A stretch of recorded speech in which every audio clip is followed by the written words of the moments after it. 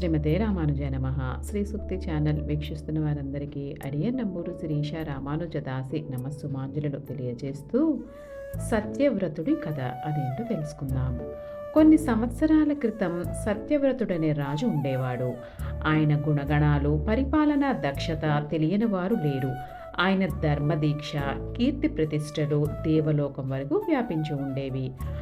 అటువంటి ఆ మహారాజు ఒకనాటి రాత్రి 2వ జామున రాజ్యపు దక్షిణ ద్వారం వద్ద పచార్లు చేస్తున్నారు. ఆ సమయంలో ఎవరో ఒక దేవతా స్త్రీమూర్తి రాజ్యపు ప్రధాన ద్వారాన్ని దాటుకొని పోతూ కనపడింది ఆయనకు. ఆయన ఆమెను ఆపి గౌరవంగా, ఎవరు తల్లి నీవు? ఇంత రాత్రి సమయంలో రాజ్యాన్ని విడిచి ఎందుకు వెళ్తున్నావు అని అడిగాడు. రాజా, నేను ధనలక్ష్మిని. ఏ ఒక్క చోట ఆగటం నా స్వభావంలో లేదు. అయినా ఇన్నేళ్లుగా నీ రాజ్యంలో నేను ఆగిపోయాను, ఇక ఆగను. వెళ్ళేందుకు నన్ను అనుమతించు అన్నది ఆమె. మహారాజు, తల్లి, నిన్ను ఆపటం నా వల్ల ఎలాగూ కాదు, సంతోషంగా వెళ్ళు అని ఆమెను సాగనంపాడు. ఆమె అటు వెళ్ళిందో లేదో ఇటుగా ఒక దివ్య పురుషుడు బయలుదేరాడు బయటికి. అయ్యా, మీరెవరు? ఎటు వెళ్తున్నారు అని అడిగాడు రాజు. రాజా, నేను దానాన్ని.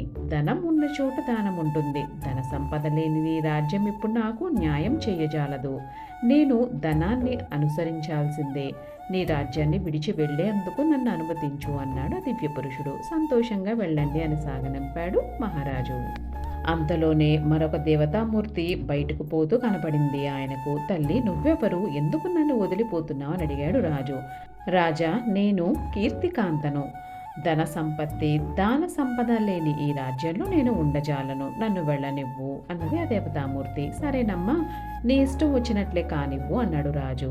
ఇంకొంతసేపటికి మరొక దివ్యమూర్తి బయట దారి పట్టింది. రాజుగారు అడిగారు, స్వామి మీరెవరు అని. రాజా, నేను శుభాన్ని. సంపద, దానం, కీర్తి లేని ఈ రాజ్యంలో నేను ఉండి ప్రయోజనం లేదు. అందువల్ల నేను వారిని అనుసరించి పోవటమే మంచిది. నన్ను క్షమించి పోనివ్వు అన్నాడు దివ్యమూర్తి. రాజుగారు శుభాన్ని సాగనంపారు. ఇంకా ఏమి చూడాల్సి వస్తుందోనని రాజుగారు విచారపడుతుండగానే మరో దేవతామూర్తి బయటకు పోతూ కనపడ్డది. తల్లి, నువ్వెవరు అని అడిగాడు సత్యవ్రతుడు. రాజా, నేను సత్యలక్ష్మిని. ధనలక్ష్మి, దానలక్ష్మి, యశోలక్ష్మి, సౌభాగ్యలక్ష్మి నిన్ను విడిచి వెళ్ళిపోయారు. ఇక నీకు నా అవసరం ఉండదని నేను వెళ్ళిపోతున్నాను. నాకు అనుమతినివ్వు అన్నది సత్యం. రాజుగారు వెంటనే ఆమె పాదాలపై పడి, తల్లి, నీకు ఆ అవసరం ఏమున్నది? వేరే ఏ సంపదను నేను కోరలేదు. వారంతట వారు వచ్చారు, వారంతట వారు వెళ్ళారు. కానీ తల్లి, నేను నీ పూజారిని.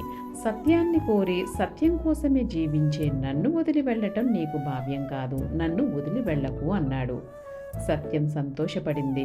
సరేలెమ్మన్నది. తిరిగి రాజ్యంలోకి వెళ్ళిపోయింది. రాజుగారు నిట్టూర్చారు.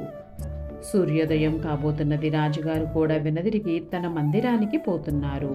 ఇంతలోనే ఒక దివ్యమూర్తి ఈ మారు ఆమె ప్రధాన ద్వారం గుండా రాజ్యంలోనికి ప్రవేశిస్తూ కనపడింది. చూడగా ఆమె ధనలక్ష్మి. ఏం తల్లి, మళ్ళీ వస్తున్నావని అడిగారు రాజుగారు. అవును సత్యవ్రత, సత్యం లేని చోట నేను ఉండలేను, అందుకే తిరిగి వస్తున్నా అన్నది ధనలక్ష్మి. అంతలోనే దానలక్ష్మి, ఆ పైన యశోలక్ష్మి, సౌభాగ్యలక్ష్మి ఒకరి తర్వాత ఒకరు తిరిగి వచ్చారు రాజ్యానికి. మళ్ళీ రాజ్యం కళకళలాడింది. ఉపనిషత్తులోని ఈ కథ సత్యం ఎంత గొప్ప సంపదో వివరిస్తున్నది. అన్ని విషయాల్లోనూ నిజం చెప్పగలగటం అన్నది నిజంగానే గొప్ప సంపద. ప్రపంచంలో మనకు అబద్ధమే రాజ్యమేలుతున్నట్లు అనిపిస్తుంది, కానీ అంతిమంగా నిలిచేది సత్యమే. సందేహం లేదు. సత్యాన్ని జీవితంలోకి ఆహ్వానించి అడుగడుగున నిజాన్నే ఆయుధంగా మలుచుకోవాలని నేర్పిన గాంధీజీ గారిని ఓసారి తలుచుకొని ఆ స్ఫూర్తితో మన జీవితాల్లో నిజం పాలు ఇంకొంత పెంచుకుందాం. నిజం చెబుదాం, వాస్తవంగా బ్రతుకుదాం. సర్వం శ్రీకృష్ణార్పణమస్తు. లోక సమస్తం సుఖినో భవంతు.